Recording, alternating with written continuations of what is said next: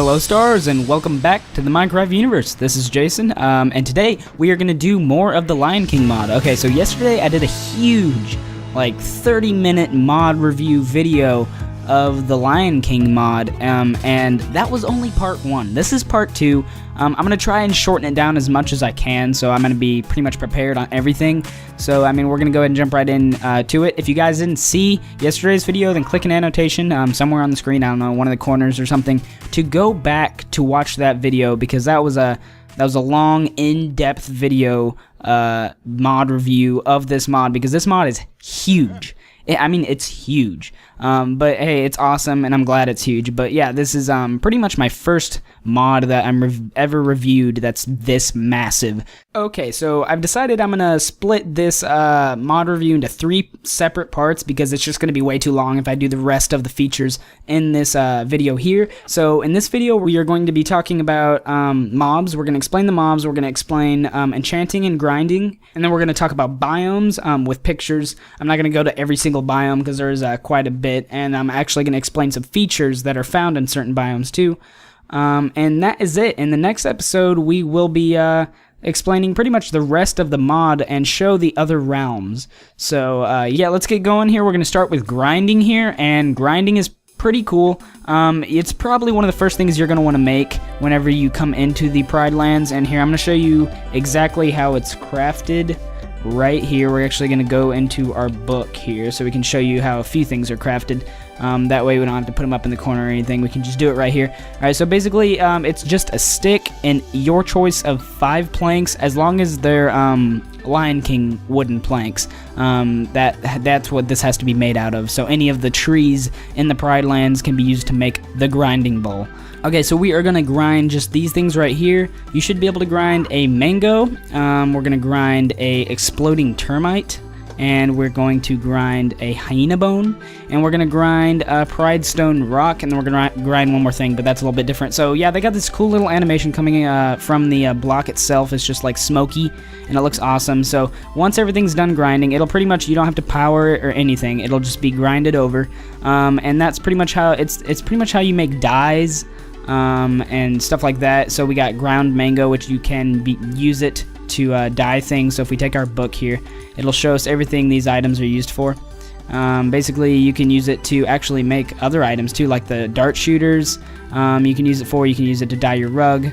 Yeah, and that's pretty much it for that. And then on the other ones, we got a hyena bone shard, which is used to make darts. It is the tip of the dart instead of, arrows use flint, and it's not that. So, yeah, and you got ground termite, which can be used to, I believe it's a dye for a gray rug, a dark gray rug, and then you use it in place of TNT if you're here in the Pride Lands and you don't want to go back to the real world to make TNT, you can use it like that. And then, what else did we get? We got that one, yeah, the bone shard. And then, yeah, up here we got the Pride Stone, and basically this Pride Stone is, in the newest version, I'm actually in the version before it, because, I don't know, I couldn't get Forge to seem to work with this version, but Pride Stone will actually grind down into a Pride Stone pillar that you can use for decoration. Oh my god, okay. Yeah, you can, take your Pride Stone and put it in there and grind it down to a smaller version of Pride Stone. It just looks cool, it's just like a pillar. And yeah, we're going to grind one more thing here. We got the white water lily, and we're going to grind this down to whitener. I don't know what the first word is called. I guess we'll just wait. But yeah, whenever it's done grinding, we got the rug whitener. Yeah, that makes sense. Okay, so basically, whenever you get a fur rug from making, when you make a fur rug from lion fur, you can whiten it into a white fur rug. Otherwise, you will not be able to dye the rug. Just like that, you'll have to whiten it first. Like that, and then you put that in there, then you can dye it to whatever you want. And that's pretty much how the grinding bowl works, and yeah, that is pretty much it. You can use it for a few other things I didn't list, but yeah, all that info is on the form, and then you can, of course, use your book to check out what some items do. So we don't really want these items anymore. We're going to throw them over there.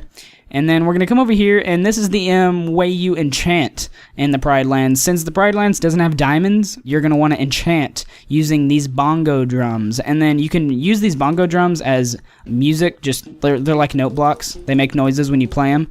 And yes, there are 4 different types, and that is because it depends on which kind of wood you use. You can use any kind of Pride Land wood and zebra skin, a zebra hide, I believe, and use that to craft your bongo drums. And as you can see, I'm not enchanting anything, and that is because you're going to need an item called the rhythm staff. And let's go ahead and drag nearly all these down here.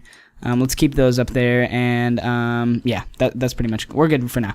But yeah, you're going to need this item here called the rhythm staff, and basically how it's crafted is you throw it in here. Check it out. You are going to need a peacock gem, and I think these are 2 Gemsbach horns. And you will craft that and make a rhythm staff. Now this is a very important item because this is pretty much how you run your enchantment tables. And you do not use your levels in this enchantment kind of process to enchant your items. You basically will have to kill mobs with your rhythm staff. So let's spawn some Gemsbachs. Bach, I guess, plural. And then you basically kill them like that, and they will have a chance of dropping music notes. As you just saw right here, he dropped a C note, I believe is what that was. Yeah, a C note. We don't want this stuff, but okay. I guess it'll be in the way later, so. Here, we're going to throw it off to the animals so they can all have those. Alright, so basically, once you get your notes, they are more rare. Basically, they are worth more enchantment points. The more rare they are, and they're rare according to the scale they're on, so it goes from C note to D note to E to F to G to A and to B, and B is only found in dungeons, so because that's the rarest note, and B is worth the most, and you'll see what I mean by worth the most whenever we go onto our tables here. So here is our rhythm staff, and basically once you got some notes collected, you right click the bongo drum to access it. Make sure you have your rhythm staff in your hand, or else it'll just play a note block sound. Okay, so basically, oh, I don't know why I picked that up. Okay, basically you put your item you want to enchant right here, and I got just a silver sword, and I found out that silver swords are more durable, a little slightly more durable than iron tools, and they last longer, slightly. So yeah, that's cool. But anyways, you put it in here by default. I guess, I don't know what this is, 8? That was weird. Oh, okay, I guess it absorbed some of my levels too, I didn't know that. But anyways, you put it in here, and you put your notes over here on the sides, and the reason there's 8 is because there is, there's 7. These are all the notes, but there's 8 slots, and basically that is because if you have different notes and you want to add them all together to get your maximum amount, you can do that. But yeah, basically what you're going to want to do is just put as much as you got. So say I had like 8 C notes, I won't be able to get much enchantment out of that because they're the easiest to get. But then if I add like, I don't know, a E note, I'm going to start getting some more levels here. You know, as long as I just keep putting it in, you know. The max right now, I think it looks like it's about 10. So, yeah. And then we can put a B note in, and it drastically just jumps up tons of levels. And that is because B notes are awesome. It takes only 6 B notes to fully max out, all the way up to 30, because 30 is the highest in these enchantment drums. The bongo drums is the highest as it is in the real world. So 30 is the max, and so basically it only takes 6 B notes to max out. So B notes are pretty rare, and they're useful. So basically you're going to want to fill up these notes until you get the desired amount of level, and then you just use it, and then you'll enchant your weapon. So the cool thing about the enchanting though is that, here, I'm just going to go ahead and put all my B notes there, and we're going to enchant until we maybe get something worthy. You know, or something, one of the new enchantments. So basically he, no, I didn't get it, dang it. Okay. Let's try and see what the Rafiki stick. There's some special enchantments for these 2 items here, the Rafiki stick and the Tunadiga.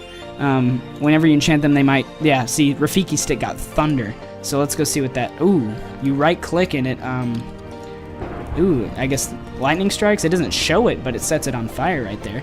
But only when you right click, so that's really cool. Oh crap, don't want to burn down the, the tree of life. Okay, yeah, anyways, let's go back into here, and let's enchant the Tunadiga. Alright, so, oh no, where'd all my B notes go? Alright, what the heck? They're all gone. Alright, maybe they flew out here. Nope, guess not. Okay, let's get more B notes, everyone. Alright, let's get more here. 64 stack. Alright, so let's throw this in here. Let's throw the Tunadiga and enchant it. And the Tunadiga has Bigga Digga. Alright, okay, let's go find out what this does. I have no idea. So actually, let's just change game modes down here or something. And we'll see what it does. Game mode 0. Alright. So what's it? Oh my god, okay. That is and you get all the materials too. That's a pretty cool enchantment, I'd say. Okay, we're out of here now. Man, that is crazy. Yeah, I would say that's special, but yeah, that's awesome. Bigga Digga, that makes sense. Okay, so yeah, those are the 2 cool enchantments for that. And basically, let's get more swords here. Let's get 1 and then 4 and then 3. Let's see if we can don't forget to right click with the rhythm staff. Yeah, and you should be able to enchant certain weapons or all swords with, it has a chance of enchanting it with a special enchantment that is helpful against fighting hyenas. So we'll see about that if we can get it, because I kind of want to figure it out too. Oh, is that it? Yeah, the Scourge of Hyenas. That must, it pretty much, I'm guessing, would probably do more damage against them. So let's get a hyena. Maybe there's some other effect that I don't know about. So let's just spawn it and use it. Okay, nope, I got an achievement, but that, I guess it's just more damage. And it kind of had a little effect when I hit him. Let's see if it, like, poisons him or something. Step back, maybe he'll die. Alright, now I guess it just does tons of damage, so I mean that's still useful. Against hyenas specifically, that's cool. But yeah, that is pretty much it for the enchanting as well. I think we're done here. I don't think I missed anything. Okay, I'm pretty good with enchanting. Okay, we're done with grinding enchanting. Next up, I'm going to explain the biomes with some pictures the forum provided. So thank you for those screenshots that whoever took them, if it was him or other people. But yeah, we're going to show those, and then I'm pretty much going to explain the biomes that we're going to be looking at the mobs in. So after I explain the biomes, we're going to go check out the mobs, and then after that, we're going to go do everything else. So yeah, I'm going to switch over to that. Okay, so the first biome we are going to talk about is the savanna. And the savanna biome features include yellow grass, acacia trees, lots of tall grass, and patches of yellow flowers. Animals are plentiful, and the terrain is mostly flat, except for the occasional hill and water hole. Yams can be found in the savanna and grown on farmland as crops. The next biome we're going to talk about is called the rainforest biome. And so this is pretty much a jungle biome over in the overworld of just regular Minecraft. And basically it includes just, you know, towering tall trees, lakes and rivers filled with water lines and surrounded by beaches, tall purple flowers, and bright green grass and ferns. Forested mountains rise above the rainforest floor with trees that touch the clouds. Zazus are everywhere, and this is the biome where fallen logs are most often found. And fallen logs are, you know, where bugs hide and stuff, and Lion King, and there's bugs and stuff everywhere in the rainforest biome. So this is where you want to go if you want to find Timon and Pumbaa, because they're actually located here as well. And this is where you're going to want to find most of your bugs and set up your traps and stuff, but we'll explain that later. Next up, we have the mountains biome, is what it's called. It has wide rolling hills and deep valleys.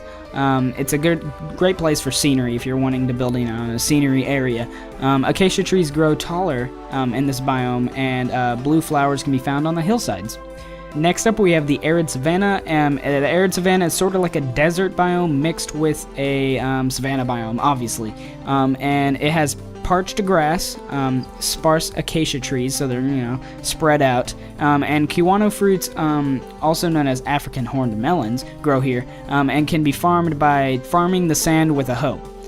Only the sand in the arid savanna itself is able to sustain these fruits. Next up, we have rivers, and basically it's really more of a feature than a biome, but rivers are widespread throughout the Pride Lands and often separate other biomes. And banana trees sometimes grow along the riverbanks. Next up, we have these mango trees here, and these trees can be found in most biomes when their leaves decay or break. In addition to saplings, mango fruits will fall to the ground. An orchard of mango trees can provide a reliable food source, but the mangoes are useful for other purposes too, included in other crafting things we've talked about. I think I've only actually talked about one, and that was in the last episode, I think, maybe. But you can also grind them down and stuff in the grinding bowl and stuff too. But yeah, that is pretty much it for the mango trees, so get those. They're pretty good on if you want some foods. The next feature we have is stalks of maize, and they can be seen growing on the riverside or in lakes.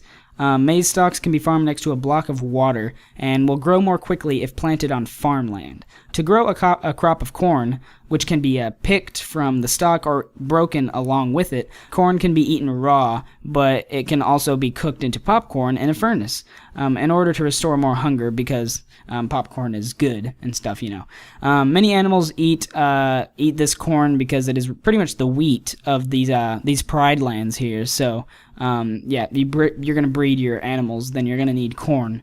Next up, we have dungeons. I'm not going to go find any because, they're obviously hard to find, but they are pretty nicely built and stuff. They got those pillars there, the Pridestone pillars, and inside you'll probably find hyenas guarding the chests, and basically you'll kill them off. And then some dungeons sometimes spawn crocodiles instead of hyenas, and these contain more loots. They are still more dangerous because crocodiles are probably be a much more dangerous mob to fight off.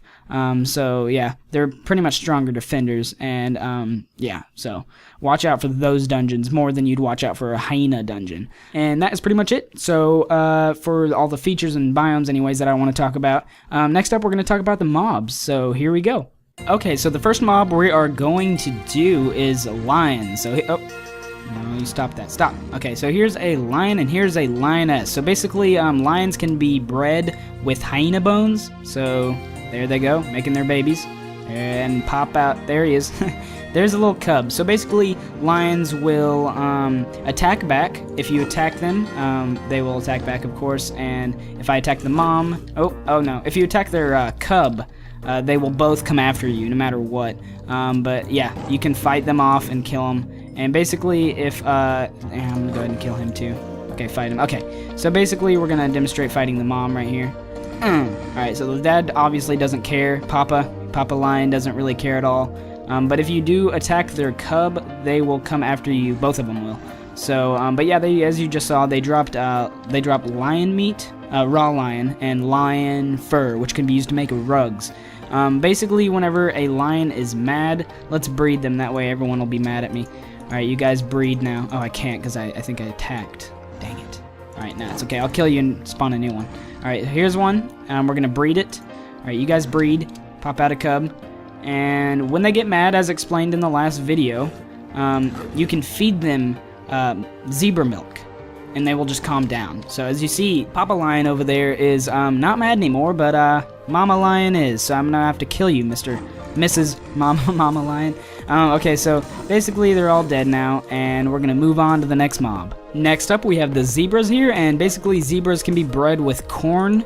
And when they breed, they make their baby, and basically they can be milked as well using a Pridestone jar here. You can right click them, get some milk, which can of course be used a few ways, including calming down the lions as we just discussed. So that is cool. And then when killed, they drop that one didn't. Okay, so they drop they drop zebra hide and raw zebra, and the raw zebra can be cooked like meat, and then the zebra hide can be used in several crafting recipes, including those fast zebra boots. So that's awesome. So next up, I believe we can just go ahead and do it right here without any cutting necessary. We got the rhino, and the rhinos can be bred with corn as well, and they breed with corn. And then when you kill them, they will drop raw rhino meat, and then a rhino horn. And the rhino horn can be ground up in the grinding bowl, or used to, I guess, the form says, to increase the offspring of breeding animals. So, I mean, that's pretty cool. And next up we have the Gemsbok, and the Gemsbok can be pretty much bred with corn as well. I guess we can demonstrate it, but from now on, if I say they can be bred with corn, they just breed with corn. Let's just look, because we can see the little babies, and I like the babies. Those are cool. But anyways, when killed, time to kill. Alright, they drop their hide, and they drop their horn. And the horn can be used to make spears, of course, and a few other crafting recipes, I believe. And then the gems box hide can be made to make not armor. You know, for protection and stuff. And that is pretty much it for the gems box. Next up, we have the giraffe, and the giraffes are really cool. They're awesome. They're really tall. You know how giraffes are. Basically, giraffes can be bred with acacia leaves. So not corn, acacia leaves. They like that stuff. So they'll breed. Oh my god, that's a weird way to breed. And there's a little baby. So also the giraffes, what makes them unique is you can actually create a giraffe saddle made out of 3 gems box hides and 2 silver ingots. And then you can take this saddle and then put the saddle on it and pretty much ride the giraffe. And basically you can control it. He's eating, so he should probably be going faster. Come on, giraffe. I think it were. Oh my God! Wait. No, that's how he runs. That's so funny. That's so funny. I like that. Okay. That's crazy that he's running like that. Yeah, they do run like that with their necks out like that. Okay, that's so funny. But yeah, it's super fast. You get some good speed here. It's awesome. But yeah, I guess you ride him like this, and look at me. I'm just riding a giraffe. Who rides giraffes? But yeah, he's running. Oh, I like the front view.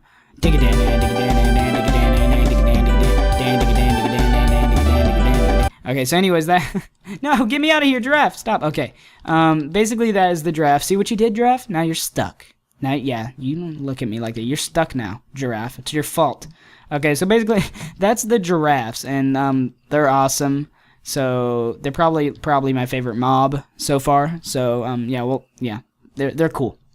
Okay, next up we have the Zazus, and yeah, there was one in the movie, but these Zazus here, they're their own mob, and they spawn in the treetops. So wherever there aren't really any, stop bullying him. Stop bullying him, giraffe. I've had enough of you. Yeah, you run away. Okay, so anyway, no, stop it. Go away. All right, so basically the Zazus, they spawn in treetops, and so yeah, anywhere where there's not like really any trees, they will not spawn up there. But anyways, yeah, pretty much they breed with seeds. So right click, breed, guys, breed, and then they'll drop a little Zazu egg. That is the difference here. And then basically you just right click with the Zazu egg, and then it will shoot out, or have a chance, I guess, at shooting out a Zazu. A little baby one too. Look, he's got a little big old bill. A little big old bill. I don't know why I said little in front of big, but yeah, that is pretty cool how they make little eggs. And when killed, they will drop their, feathers that we discussed earlier on when crafting your darts and stuff. So they're not cooperating right now because they know I'm recording a video. But yeah, oh my god, dropped all 3. Okay, so yeah, they drop these feathers here, and you can use them to craft darts, of course. And their rarity is according to the best quality feathers, so blue will pop out more often than red, and that's how that goes. So moving on to the next mob. Next up we have the hyenas, and they seem to be dying in the daytime, so let's make it nighttime because that is when they are supposed to. Oh, wrong one. Okay, set and 14 thou. Okay. Yeah, so basically they die during the day, so we're gonna have to go into our inventory here. Oh, what is this? Hyena bone torch? Is that even real? I didn't even know that existed. Let's see how that's crafted, guys. Might as well. So, the hyena bone torch, I guess, is crafted with a hyena bone and a coal. That makes sense. Alright, so basically we have the hyenas here, and they die during the day. And at night is when they thrive, and they will, sometimes travel in packs. So be careful there, because if you, get near a pack of them, they're all gonna swarm you. So they are their rarity is equal to dirt, as says the form. So they're really common, and better watch out when you go venturing at night. And it's funny because sometimes they will get bored and attempt to fight Zazus.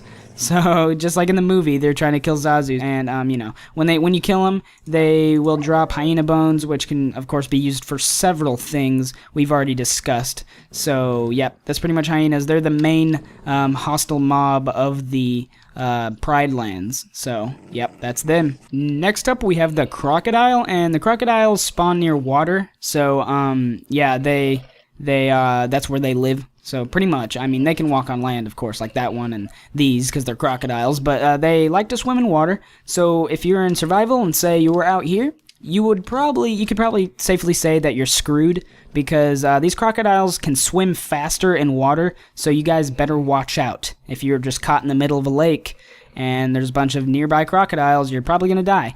And then what's cool about these guys is if a mob, oh, don't die, crocodile. If a mob wanders into the water, the crocodile may end up killing him. He's not right now. I guess he's not. Oh, there he goes. There he goes. Kill him, crocodile. Kill him. So yeah, as you can see, they do swim pretty fast. And yeah, that zebra's dead. Okay, so basically, the crocodiles are, what they drop is whenever you kill them, they will drop crocodile meat, and sometimes they will drop other animal meats. So as you just saw, it dropped a gemsbok hide, or animal items anyway, and its own crocodile meat and some rotten flesh. I don't know where it ate a zombie, but hey, I guess it did. So that is pretty much the crocodile, and oh, stop that. Alright guys, so thank you everyone for watching. That was the last Pride Lands mob. There are more mobs, keep in mind, but those will be explained in the next part. The next part, Rafiki, stop it. Stop that. Remember I told you to stop that. Huh? What? Alright. But anyways, yeah, those mobs will be explained in the next part. The next part will be pretty much finishing up the whole mod. So it's taken 3 parts to do this mod, and that is because this mod is huge, like I said, and I'm pretty sure if you guys are still watching by now, then yeah, you know it's huge. So yeah, there's still 2 realms, I believe, left to explain. We have to find Scar, kill him, and then a few other things, I believe. Yeah, get ready for that, and we will talk about that in the next video. So thank you guys for watching. If you enjoyed, please leave a like. This mod itself is just taking so much work. The editing takes a long time, and then, you know, all that stuff. But yeah, it's much appreciated if you leave a like, and tell your friends, you know, show them the Lion King mod. So this is a great mod. Thank you, mod maker, once again. And yeah, the mod maker, actually, I was going to tell you guys that he messaged me. He wanted to put some of the music I made in the background for these videos in the mod themselves. He was going to make music discs that he can, I guess, put either in a jukebox or another made item or something. So he's going to put those songs that I made in the mod. So that's pretty cool. Thank you, mod maker, for even considering that. And yeah, so expect those in here. I don't know when he is, so he might not be in the next video, but yeah. So thanks guys for watching, and I'll talk to you stars later. See you guys.